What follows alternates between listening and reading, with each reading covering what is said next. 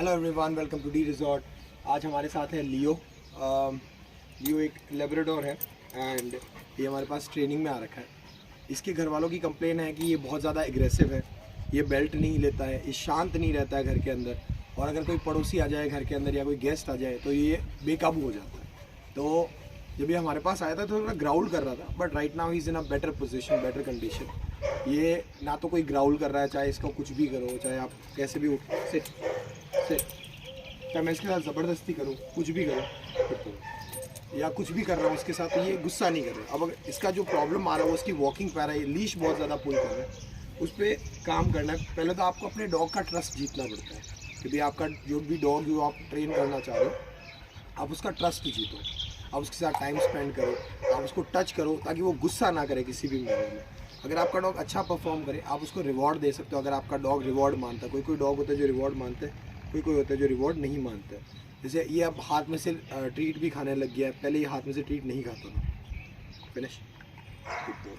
अब रही बात इसको वॉक कराने की, अब हम ना नॉर्मल सी, अगर मैं इसको कैसे भी टच कर रहा हूँ किसी भी मैनर में, इसको मैं बोल लियो कम सिट, लियो कम सिट, लियो शेक हैंड, लियो डाउन,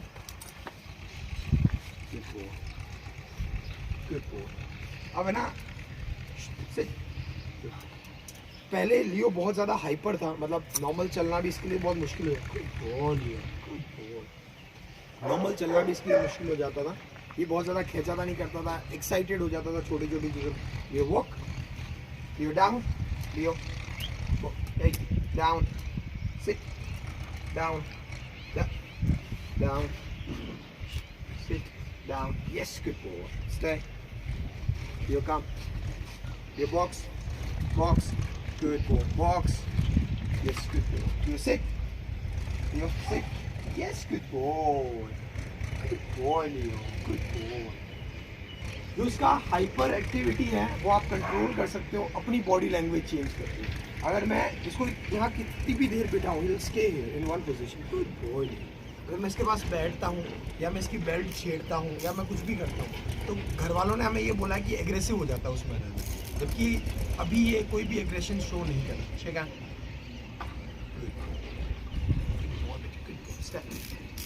तो आप अपने डॉग को थोड़ा समय दें। मुझे लगता है कि कोई भी ओनर होते हैं वो थोड़ा मिसकम्युनिकेट कर जाते हैं, ताकत का भी फर्क पड़ता है, मिसकम्युनिकेट कर जाते हैं, ताकत का भी फर्क पड़ता है कि इसको हैंडल कौन करना है। तो अगर आप इसको ढंग से हैंडल नहीं करोगे, आप इसका जो नेचर है उसको सही एज्यूम नहीं कर पाए, तो आपको लगेगा कि ये गुस्सा कर रहा है, आप पे ग्राउल कर रहा है।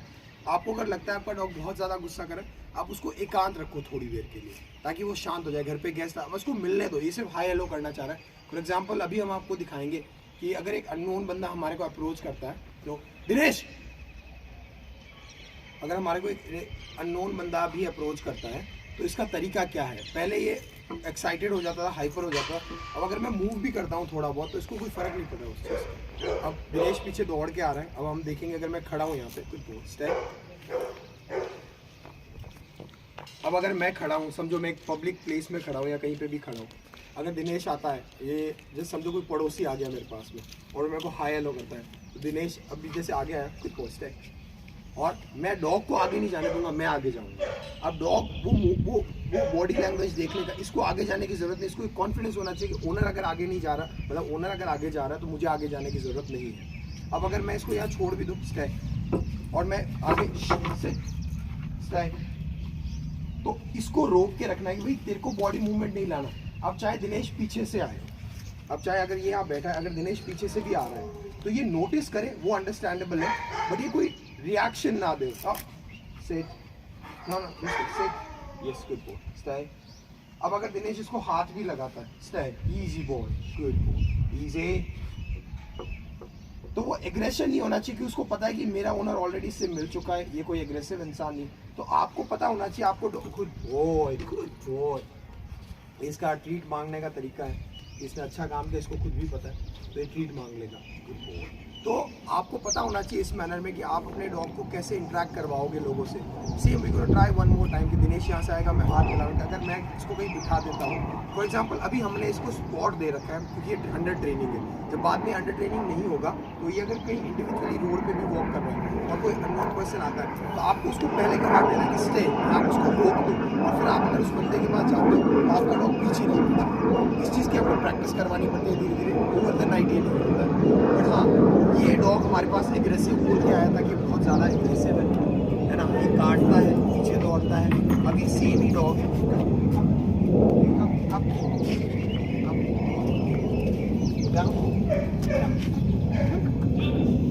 ये same he down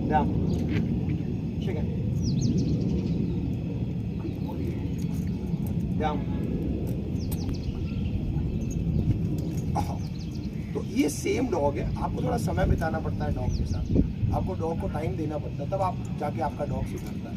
over the night कुछ भी नहीं होता है, मेहनत करनी पड़ती है, चाहे आपका एडल्ट डॉग हो चाहे पपी डॉग हो। अगर आप उसको टाइम दोगे, समय दोगे, प्यार दोगे तो वो डॉग सुधरेगा। Thank you so much for watching guys.